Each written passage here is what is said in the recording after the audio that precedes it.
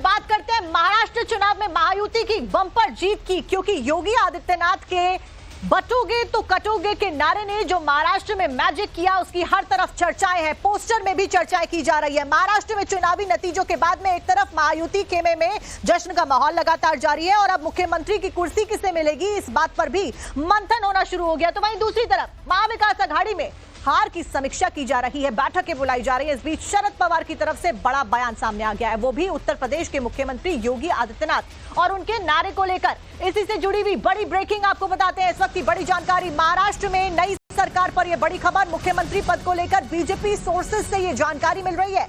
मुख्यमंत्री बीजेपी से ही होगा, पूरे 5 साल का कार्यकाल बीजेपी के पास ही होगा, क्योंकि पहले चर्चा की जा रही थी कि 2.5 साल के फॉर्मूले बना लिए जाएं, जिसमें 2.5 साल एक मुख्यमंत्री और 2.5 साल दूसरा मुख्यमंत्री होगा। लेकिन फिलहाल जो सोर्सेज बता रहे हैं वो ये कि पूरे 5 साल बीजेपी के कार्यकाल ही होगा, बीजेपी से ही मुख्यमंत्री बनाया जाएगा। मुख्यमंत्री पद के लिए देवेंद्र फडणवीस ही पार्टी की पहली पसंद है। इस सबके बीच में राकेश हमारे साथ में जुड़ गए हैं। राकेश, देवेंद्र फडणवीस ने प्रदर्शन बेहद अच्छा किया, ऐसे में अब उनका नाम रेस में सबसे पहले चल रहा है। कब तक फाइनल मुहर लगेगी सबके ऊपर?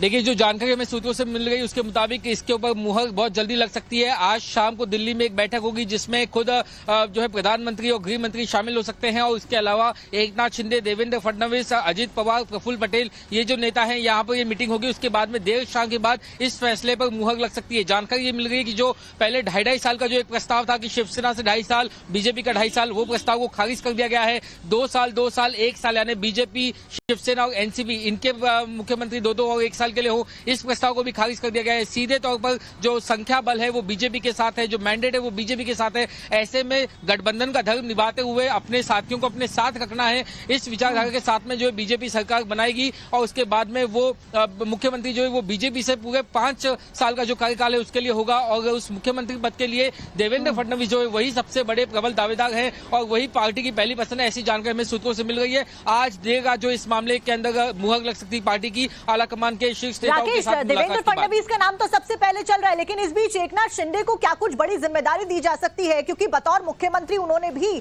चुनाव प्रचार में और जनता के लिए काफी काम किया महाराष्ट्र में। बीजेपी सूत्रों का हमें ये जानकारी है कि जिस तरीके से अब तक जो फॉर्मूला चल रहा था सरकार में कि एक मुख्यमंत्री और उसके साथ में जो है 2 उप मुख्यमंत्री होंगे एक एक पार्टी से, वही फॉर्मूले पे जो सरकार फिर से बनेगी जिसमें देवेंद्र फडणवीस या बीजेपी के जो मुख्यमंत्री हैं वो होंगे और उसके बाद में एकनाथ शिंदे उप मुख्यमंत्री और अजित पवार भी उप मुख्यमंत्री, वो 5 साल के लिए रहेंगे।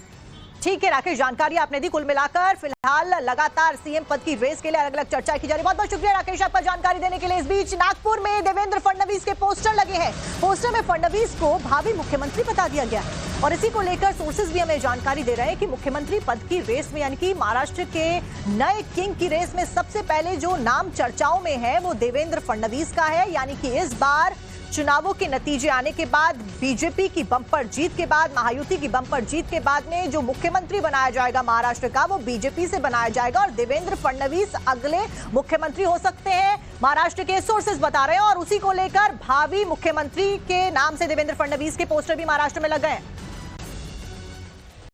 और इस बीच महाराष्ट्र में सरकार गठन पर एक और बड़ी जानकारी सामने आ रही है, जहां पर अजित पवार गुट ने फडणवीस को समर्थन दे दिया है। फडणवीस के मुख्यमंत्री बनाने के लिए समर्थन अजित पवार गुट के द्वारा दे दिया गया है। महाराष्ट्र में अजित पवार की एनसीपी ने देवेंद्र फडणवीस को मुख्यमंत्री बनाने का समर्थन किया है। सोर्सेज के मुताबिक कल पार्टी मीटिंग जो हुई थी उसमें अजित पवार गुट की एनसीपी ने के जीते हुए सभी विधायकों ने देवेंद्र फडणवीस को महाराष्ट्र का अगला मुख्यमंत्री बनाने का समर्थन दे दिया है और उसी के बाद ये चर्चाएं जोरों शोरों पर हैं कि देवेंद्र फडणवीस ही अगले मुख्यमंत्री होने वाले हैं। आपको बता दें कि महाराष्ट्र में मुख्यमंत्री के लिए नाम के सिलेक्शन पर मोहर लगनी हालांकि अभी बाकी है, फाइनल अनाउंसमेंट बाकी है। अजित पवार का खेमा इस रेस से भले ही पीछे हो गया हो, लेकिन महायुति के नेता अपने अपने नेताओं को मुख्यमंत्री बनाने के लिए काफी जोश में नजर आ रहे हैं मौजूदा वक्त में। आपको एक बयान सुनाते हैं इसको लेकर।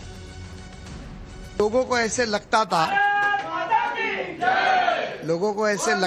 कि हम देवेंद्र जी का अपमान करेंगे, देवेंद्र जी को जहरीली बात करेंगे और उसको जहर पिएंगे। मैं एक चीज आपके माध्यम से कहना चाहूंगा कि माननीय देवेंद्र जी ने सब कुछ जहर पी लिया, लेकिन लोगों को मालूम नहीं था ये देवेंद्र महादेव के रूप में बैठा हुआ जहर पी रहा था और अमृत के रूप में उसने अमृत मंथन कर इस राज्य को एक बहुत बड़ी जीत भी दिलाई। तो भाजपा का कार्यकर्ता होने के नाते मैं तो चाहूंगा कि राज्य का मुख्यमंत्री देवेंद्र फडणवीस बने। और ये जो मैंडेट है वो honourable prime minister Narendra Modi ji को है, अमित शाह जी को है, फिर शिंदे साहब को भी है, फडणवीस साहब को, अजीत दादा को भी है, लेकिन चेहरा तो एकनाथ शिंदे जी का ही रहा और लोगों ने उसको एक्सेप्ट किया।